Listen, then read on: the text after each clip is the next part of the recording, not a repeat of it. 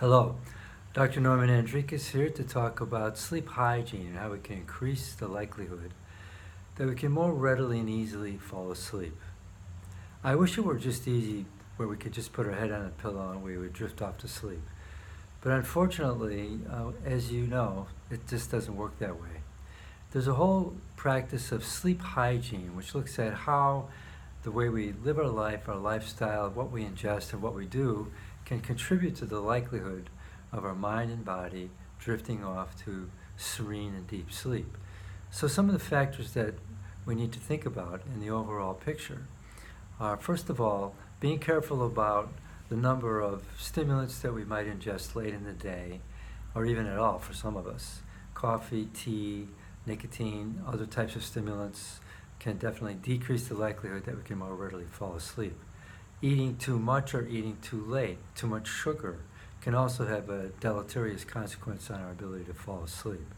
It's important that we get good exercise, cardiovascular exercise, not late in the evening, but at some point every day will increase the likelihood that your mind and body will be more balanced and more likely to fall asleep.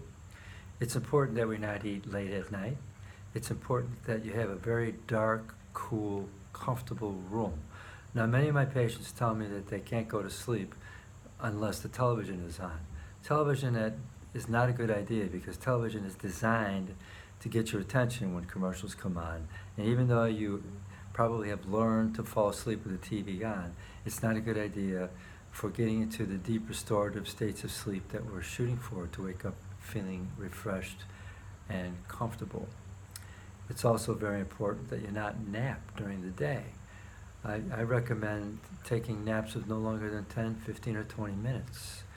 If you take hour or 2 hour naps, you definitely are going to be at risk for throwing off your sleep cycle and not being able to get to bed at your appropriate bedtime.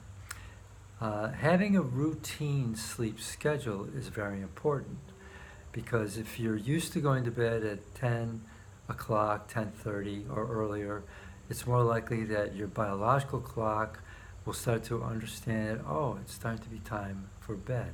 It's very important you not be overstimulated with screens, computers, iPhones, tablets. We know that the blue light emanating from these devices suppresses the production of melatonin in the brain, which can also have a negative consequence for falling asleep. So I do recommend reading if you're not reading something that's too stimulating at night. There's some experts disagree on that, but I find if I read something entertaining, engrossing, but not overly intriguing, I'll get drowsy and I'll fall asleep. So I'd recommend you consider that. It's also very useful to do meditation or some relaxing exercise just before going to bed, and you increase the likelihood that you will fall asleep. In the next part of this talk, I will give tips on how to manage what happens when you wake up in the middle of the night wide awake.